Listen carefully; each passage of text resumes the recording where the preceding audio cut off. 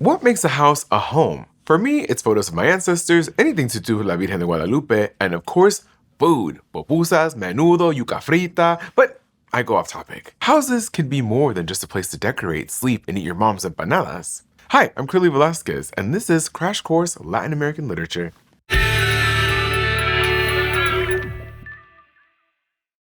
A person's home can tell you a lot about them. Their art, their knickknacks, the way they arrange the furniture, it can all give you hints about their innermost self.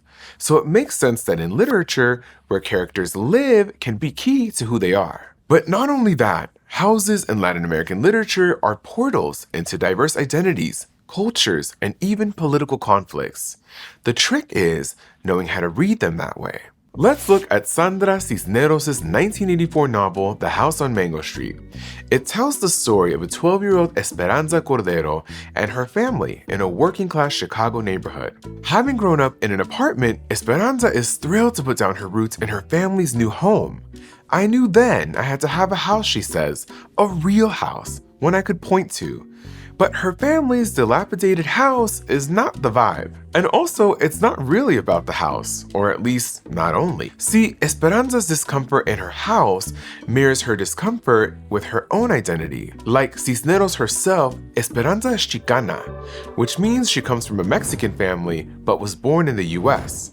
So her identity exists somewhere between the two places and cultures. She tells us, at school they say my name funny, as if the syllables were made out of tin and hurt the roof of your mouth. Like the house on Mango Street, Esperanza's Spanish name feels like the wrong fit for the person she wants to be. On top of all that, Esperanza inherited her name from her great-grandmother, but she doesn't want to inherit the life her great-grandmother lived. She was married against her will as a teenager, a lack of agency based on her gender. And when Esperanza imagines this, she pictures her ancestor trapped within the walls of her home. She looked out the window her whole life, the way so many women sit their sadness on an elbow.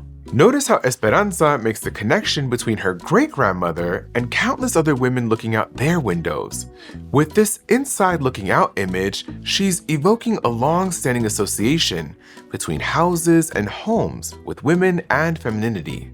And by rejecting her house, Esperanza is also rejecting her picture of traditional femininity. Throughout the book, the house on Mango Street literally hangs over Esperanza's head as she contemplates all the pieces of her identity and who she wishes to become.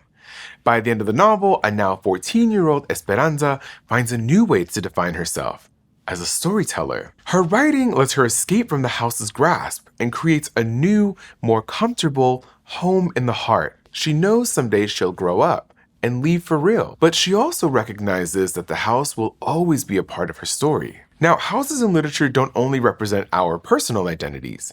They can also represent larger political and national identities too. And I'm not just talking about sticking a sign in your yard to endorse Dolly Parton for president, though anyone who gives free books to kids has my vote. Let's get the curly notes on Isabel Allende's 1982 novel La Casa de los Espíritus, The House of the Spirits, which uses the house as a symbol to address the politics of her native Chile. Isabel Allende is no stranger to politics. Her father's cousin, Salvador Allende, was the president of Chile until he was assassinated by Augusto Pinochet's coup, and her family was forced to flee the country. So she knew firsthand the challenges of sharing this house we call a nation, especially when our fellow citizens and leaders aren't always the best roommates. The House of the Spirits focuses on the Trueba family, who live in an unnamed country usually understood to be Allende's own Chile. And the action moves between not just one house, but two, as a way of portraying the conflicting political perspectives in Chile at the time. The big house on the corner is built for the Trueba matriarch, Clara, by her husband Esteban. Clara represents the liberal, left-wing, preaching ideals of equality, justice, and respect for everyone. She presides over the big house, which is filled with students, artists, spiritualists, and even a few literal spirits. Sounds kind of like my house, to be honest. Esteban, on the other hand, is a wealthy, right-wing senator who exploits his workers, hits his wife, rigs elections through threats and coercion, and is just generally an all-around bummer of a guy. While his wife presides over the family home, Esteban's domain is Tres Marias, a hacienda in the countryside, which he runs like a dictator. So the vibes of both houses are very different, even down to the design. Clara constructs a world of freedom and imagination with long, twisting passageways and whimsical stairways to nowhere, while Esteban furnishes the Tres Marias with heavy, severe furniture that mirrors his politics. But the family drama doesn't stop with the blueprints, and let me tell you, it's juicy. Just like houses are often handed down through generations, for the Truebas, political tensions are handed down too. Esteban's grandson inherits his grandfather's politics and violent tendencies. He goes on to become a police officer and later a colonel, playing a key role in torturing liberal revolutionaries, including his own cousin, Alba. And you thought you and your primos had beef. Alba, in contrast, carries on her grandmother Clara's liberal traditions. After the Conservative Party seizes control of the government through a military coup, Alba uses the twisting passageways and secret doors of her grandmother's house to harbor socialist fugitives. Notice how purposeful Allende is about placing her female characters right in the middle of the nation's political drama. She even starts off the novel by introducing us to Clara's older sister, Rosa, who is all things traditionally feminine, graceful, beautiful, obsessed with romance novels, and on her way to embroider the largest tablecloth known to man. As you do. But then tragedy strikes. Rosa dies after drinking poisoned brandy meant for her politician father.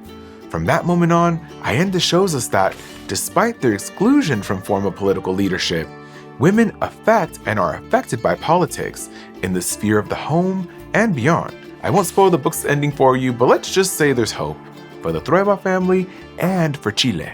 Now, that focus on family... Oh, it's my mom. Mom, sí, ¿y qué pasó con la vecina? No! That was good and juicy. Like I was saying, that focus on family brings me to my last example. Families aren't always a husband, a wife, and 2.5 kids. They can look a lot of different ways, and literature helps to broaden the picture of what home and family life can be. Argentine writer Camila Sosa Villada explores a broad view of family in her 2019 novel Las Malas, Bad Girls. It follows a group of trans women who find community in a large, pink, two-story building that looked a little run down but welcomed them with open arms. This fabled pink house in Córdoba, Argentina is run by 178-year-old Tia Encarna, picking up on some magical realism vibes, and it serves as a landing place for young women who have been turned away by their biological families. At the pink house, the women find sisters in their housemates and an auntie in Tia Encarna. And when Tia Encarna finds an abandoned infant in the park and brings him home, he too becomes a part of the family. But despite the safety they find in each other, the residents still face the dangers of the AIDS epidemic and their transphobic society. As the novel goes on, the condition of Tia Encarna's pink house mirrors their own, becoming vandalized, choked by vegetation, and falling into disrepair. In this way, the house itself becomes a reflection of the women's ongoing plight. In Sosa Villada's words, the pink house is the queerest boarding house in the world, one that complicates our preconceived notions about home, family, and belonging. In literature, like in life, houses can hold all the nooks and crannies of who you are as people, cultures, and nations.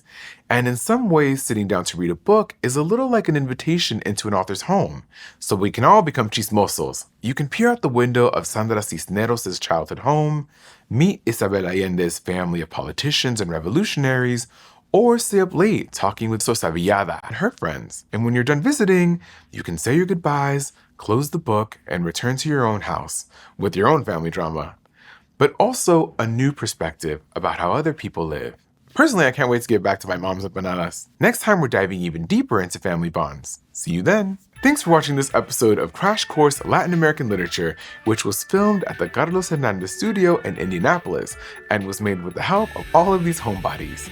If you want to help keep Crash Course free for everyone, forever, you can join our community on Patreon. Oh, and if you're interested in learning about some of the topics covered in this episode, we pulled together a playlist you can dig into.